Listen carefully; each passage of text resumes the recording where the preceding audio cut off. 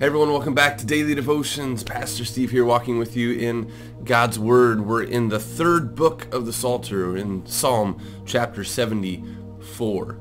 And I love this psalm for its genuineness. I love this psalm because it's outrightness, especially within prayer. It's most likely in the setting of the exile has happened, the temple is ruined, the promised land is laying in ruins and destroyed.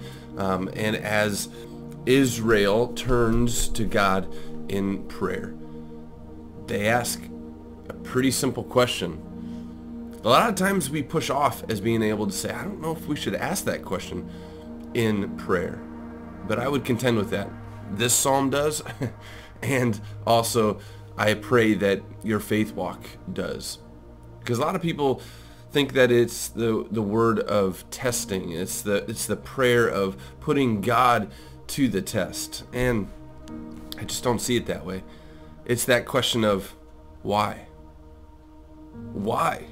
Why are we laying in ruins? Why are we laying, this is your land. This is your people. Why have you allowed them to be into this space? I counsel a lot of people, especially if it's after the death of a loved one, walk with them, being able to even grapple with even young ones in the school. Something happened within their life, and I just remember just a couple months ago, I was sitting with a family that just lost their father very young, and the fifth grader asked me, why is this happening? And I said, I don't know. But it's a great question to ask God. And you can continue to ask him.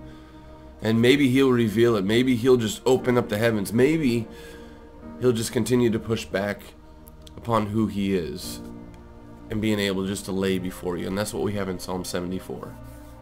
Ask the question why within your situations. It's not a test. It's not a bad thing to ask, because God's going to continue to put you into the place of who he is. Maybe not why this is happening right in the immediate, but who he is and what he has done helps us with the why of our situations. Psalm 74. Let's meditate together. Why have you rejected us forever, O God? Why does your anger smolder against the sheep of your pasture? Remember the people you purchased of old, the tribe of your inheritance whom you redeemed, Mount Zion where you dwelt. Turn your steps towards these everlasting ruins, all this destruction the enemy has brought on the sanctuary. Your foes roared in the place where you met with us. They set up their standards as signs. They behaved like men wielding axes to cut through a thicket of trees. They smashed all the carved paneling with their axes and hatchets. They burned your sanctuary to the ground. They defiled the dwelling place of your name. They said in their hearts, we will crush them completely. They burned every place where God was worshipped in the land. We were given no miraculous signs, no prophets are left, and none of us knows how long this will be. How long will the enemy mock you, O God?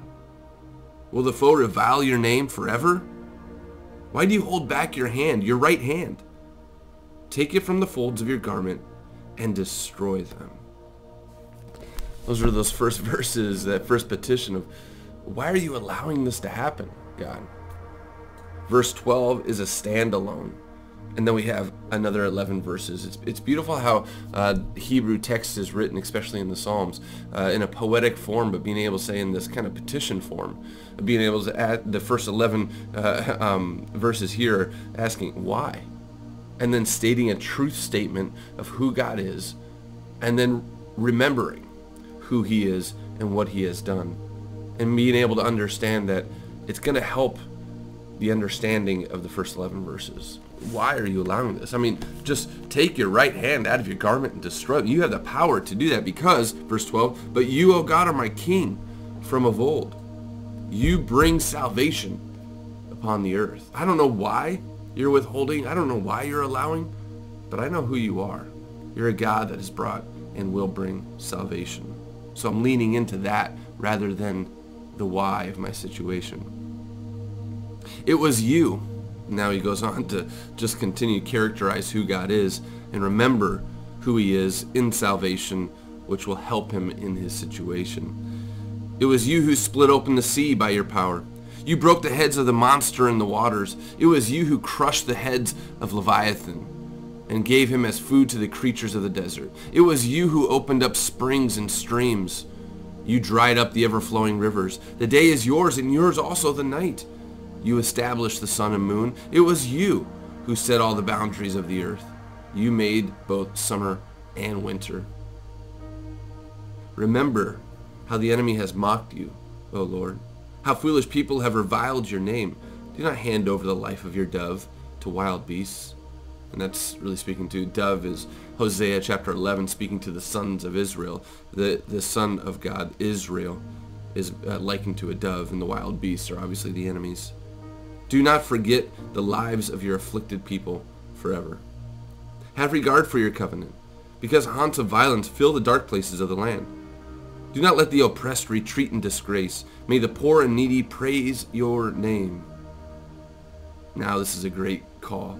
It went from why to who to what you can do, and then now it's, I know you can do this. I know who you are. Rise up, O God, and defend your cause. Remember how fools mock you all day long. Do not ignore the clamor of your adversaries, the uproar of your enemies, which rises continually. Why did this happen, oh God? Why are you allowing this? I'm not quite sure, but I know who you are, and I know what you have done. And so I know what you're capable of. And so my prayer is for you to rise up, oh God. May that be your prayer this day. Rise up, oh God. Do your work. I know it's good work. I know it's strong. I know it's powerful. I know it can transform. I know it can actually help me and take me away from that question of why. Rise up, oh God. Do your work.